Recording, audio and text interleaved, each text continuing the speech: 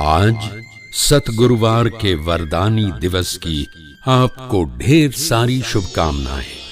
ओम शांति। आज 28 मार्च 2024 के साकार मधुर महावाक्य हैं। आज सतगुरुवार वरदानी दिवस है। वरदानी दिवस पर परम सतगुरु का बहुत ही सुंदर सुखद वरदान है। आत्मिक शक्ति के आधार पर तन की शक्ति अनुभव करने वाले सदा स्वस्थ भव। इस अलौकिक जीवन में तन का स्वास्थ्य और मन का स्वास्थ्य दोनों ही बहुत आवश्यक हैं। आत्मा का स्वास्थ्य अच्छा होना, प्रकृति का स्वास्थ्य अच्छा होना बहुत आवश्यक है। अगर मन शक्तिशाली है तो तन कैसा भी है, कर्म भोग को कर्म योग में वर्णन करेंगे। परिवर्तन शक्ति से कष्ट को भी संतुष्टता में बदल देंगे। सरल शब्दों में यदि आत्मिक शक्ति पावरफुल है तो कैसा भी तन हो, बीमारी आदि हो, रोग हो, उसको चलाने में सक्षम है। ऐसी शक्ति का अनुभव करने वाले आप सदा स्वस्थ आत्मा हैं। याद दिलाया जी बाबा ने। आप बच्चों को ये हमेशा याद रखना है कि पुरुषोत्तम संगम युग है। इस पुरुषोत्तम संगम युग में दुनिया परिवर्तन होती है। पुरानी दुनिया नई दुनिया में बदल जाती है। इस युग को कभी भूलो मत। बाबा आप समान बनने की शिक्षा देते हुए कहते हैं, मीठे बच्चे कभी मुझे भूलो मत, भूले मत करो, मेरी याद में रहो, दैवी गुण धारण करो, बहुत बहुत मीठे बनो, अपने खान पान की संभाल करो, शुद्ध भोजन करना है। आप देवता बनने वाले हो तो दैवी गुण धारण करते हुए सबको सुख दो। सच्चे योगी बनो। सच्चा योगी कौन है? जो अपने को आत्मा समझ सत्य बाप से योग लगाते हैं, वो सत्य योगी हैं। एक योगी होते हैं, दूसरे भोगी होते हैं। यहाँ तुम्हारा बेहद का संन्यास है। घर गृहस्थ में रहते हुए पुरानी दुनिया को भूल जाना है। इस देह और दुनिया से ममत्व मिटा देना है। ब्रह्मा बाबा अपना अनुभव सुनाते, मैं शिव बाबा को याद करता हूँ, उनकी महिमा करता हूँ, फिर भूल जाता हूँ। जो बाप हमें इतना ऊंच देवी देवता बनाते हैं, फिर भी हम उनको भूल जाते हैं। बाबा कहते, बच्चे तुम बच्चे भी शिव बाबा को याद करो, इतना याद करो, याद से पुराना किचड़ा निकल जाए। ज्ञान से किचड़ा नहीं निकलेगा, पावरफुल याद से किचड़ा निकलेगा। वैसे तो 1 सेकंड में जीवन मुक्ति मिलती है, लेकिन आत्मा के अंदर जो किचड़ा भरा हुआ है वो निकलने में टाइम लगता है। हनुमान का मिसाल भी इस समय का है कि वो जुतियों में जाके बैठता था। ये निर्माणता दिखाई है। आप बच्चों को भी बाकी सत्संगों में जाकर ज़रूर पूछना है, कैसे पवित्र बने, विकारों से मुक्त कैसे हो। इस समय सारी दुनिया में 5 विकार रूपी कांटे हैं। बिना याद के ये कांटे निकल नहीं सकते। आत्मा भाई भाई की दृष्टि पक्की करनी है ताकि पवित्र बन जाए, योगी बन जाए। आज चलते फिरते ये बात याद करेंगे कि मुझे अपनी आत्मिक शक्ति को सदा चढ़ती कला में रखना है। बाबा का वरदान सबको देना है। पहले स्वयं अपने में उस वरदान की अनुभूति करें कि मैं संपूर्ण स्वस्थ हूँ। जिनसे भी मिलेंगे उन्हें भी वरदान देंगे, सदा स्वस्थ भव, प्रसन्न चित्त भव, सहज योगी भव, कर्म योगी भव। अब सुनते हैं आज के मधुर महावाक्य आदरणीय बड़े दीदी से। बाबा कहते, मीठे बच्चे, ये कल्याणकारी पुरुषोत्तम संगम युग है। इसमें पुरानी दुनिया बदल नई होती है। इस युग को तुम भूलो मत। प्रश्न है, बाप छोटे बड़े सभी बच्चों को आप समान बनाने के लिए एक प्यार की शिक्षा देते हैं, वो कौन सी? बाबा कहते, मीठे बच्चे, अब भूलें मत करो, गलतियां मत करो। यहाँ तुम आए हो नर से नारायण बनने, तो दैवी गुण धारण करो। किसी को भी दुख मत दो। भूलें करते हैं तो दुख देते हैं। बाप कभी बच्चों को दुख नहीं देते। वह तुम बच्चों को डायरेक्शन देते हैं कि बच्चे माँ मेकअप याद करो। योगी बनो तो विकर्म भी विनाश हो जाएंगे। तुम्हें बहुत बहुत मीठा बन जाएंगे।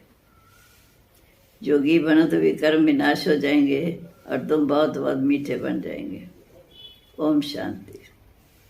जो बच्चे अपने को आत्मा समझ परमपिता परमात्मा के साथ योग लगाते हैं, उनको सच्चा योगी कहा जाता है। क्योंकि बाप ट्रुथ है, सत्य है, तो तुम्हारा भी बुद्धि योग सत्य बाप के साथ है। ये जो कुछ सुनाते हैं सत्य ही है, जो बाप सुनाते हैं वो सत्य ही है। योगी और भोगी दो प्रकार के होते हैं। तुम्हारा योग तो एक ही प्रकार का है। उन्हों का संन्यास अलग है, तुम्हारा संन्यास अलग है। क्योंकि वो तो घर भर छोड़ जाते हैं, हमने घर गृहस्थ में रहकर सारी दुनिया को भूलना है। तुम हो पुरुषोत्तम संगम युग के योगी। और किसी को ये पता ही नहीं कि हम पावन योगी हैं या पतित भोगी हैं। वह भी बच्चे जानते नहीं। बाबा ने सबको बच्चा बच्चा कहते हैं, क्योंकि बाप जानते हैं मैं बेहद अर्थात सारे विश्व की आत्माओं का बाप हूँ। और तुम ये समझते हो हम आपस में भाई भाई हैं। वो हमारा बाप है। तुम बाप के साथ योग लगाते हो तो पवित्र बनते हो। वो है भोगी, तुम हो योगी। बाप अपना परिचय तुमको स्वयं आकर देते हैं। ये भी तुम जानते हो कि ये पुरुषोत्तम संगम युग चल रहा है। ये तुम्हारे बगैर और कोई जानता नहीं। इसका नाम है पुरुषोत्तम संगम युग। इसे पुरुषोत्तम अक्षर कभी भूलना नहीं चाहिए। ये पुरुषोत्तम बनने का युग है, मनुष्य देवता बनने का युग है। पुरुषोत्तम कहा जाता है ऊंच ऊंच पवित्र मनुष्य को। और ऊंच और पवित्र, सबसे ऊंच और पवित्र ये लक्ष्मी नारायण है। तुम कब टाइम कभी पता पड़ा है?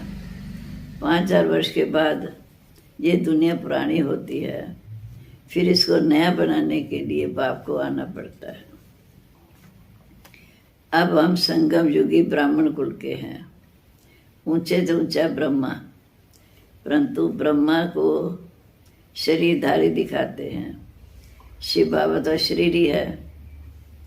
बच्चे तुम समझ गए हो अशरीरी और शरीरधारी में क्या अंतर है। उनको तुम कहते हो बाबा।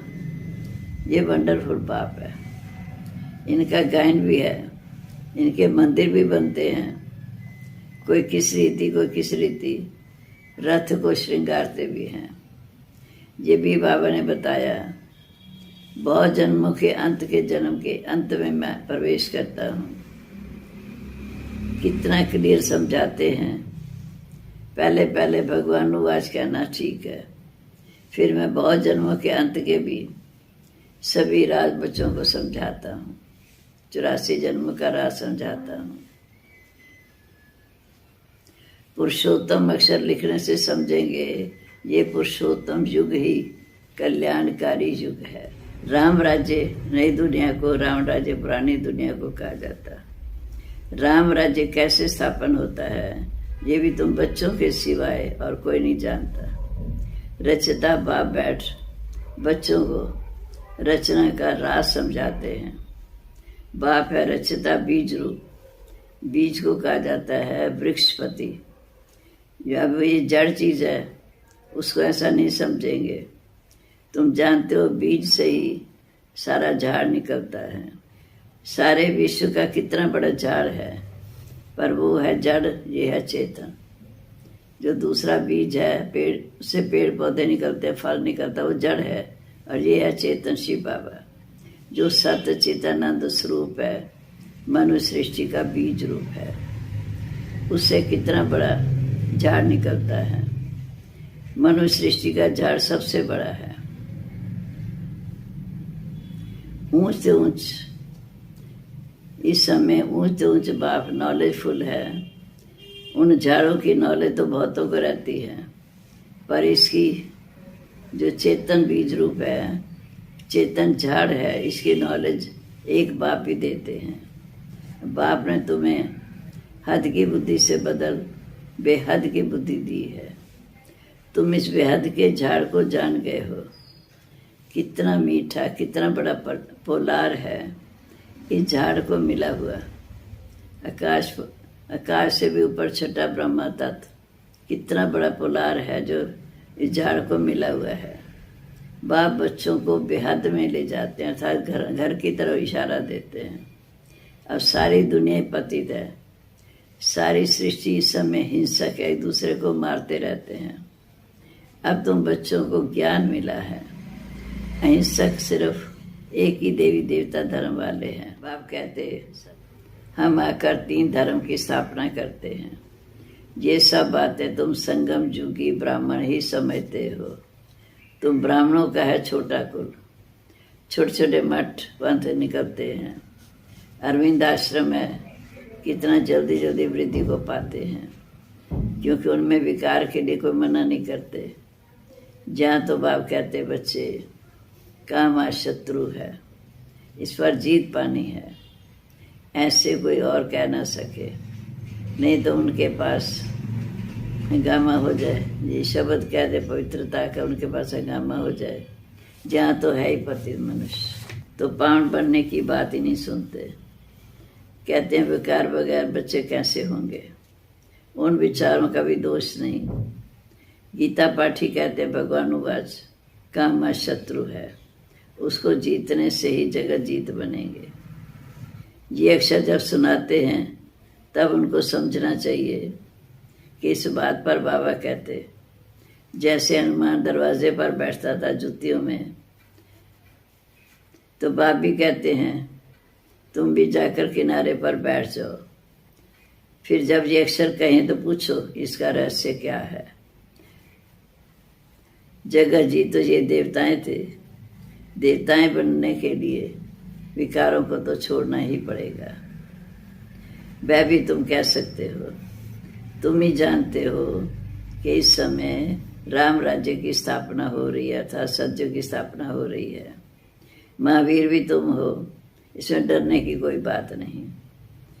बहुत प्यार से पूछना चाहिए, स्वामी जी आपने बताया इन विकारों पर जीत पाने से ही विश्व के मालिक बनेंगे, लेकिन आपने ये तो नहीं बताया कि पवित्र कैसे बने। अब तुम बच्चे पवित्रता में रहने वाले ही महावीर हो। घर गृहस्थ में रहकर जीवन कमल फूल समान बनाना, बाबा क्या तुम महावीर हो। महावीर ही विजयमाला में पिरोए जाते हैं। मनुष्यों के कान तो रांग बातें सुनने में आती हैं, इसमें तुमको अब रांग बातें सुनना पसंद नहीं है। राइट बातें तुम्हारे कानों को अच्छी लगती हैं। कहते हैं hear no evil, see no evil, talk no evil. मनुष्य को सुधार तो करना है। भगवान कहते पवित्र बनो।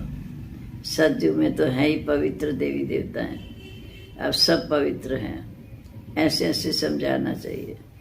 बोलो हमारे पास ये सत्संग होता है, उसमें ये समझाया जाता है कि काम शत्रु है।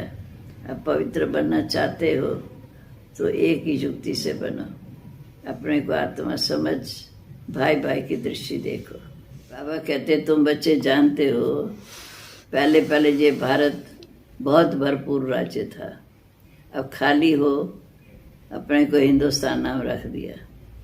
पहले भारत धन दौलत पवित्रता सुख शांति से संपन्न भरपूर था, अब वह दुखों से भरपूर। तभी पुकारते हैं हे दुख हरता सुख करता आओ। पहले पहले अलग समझना है।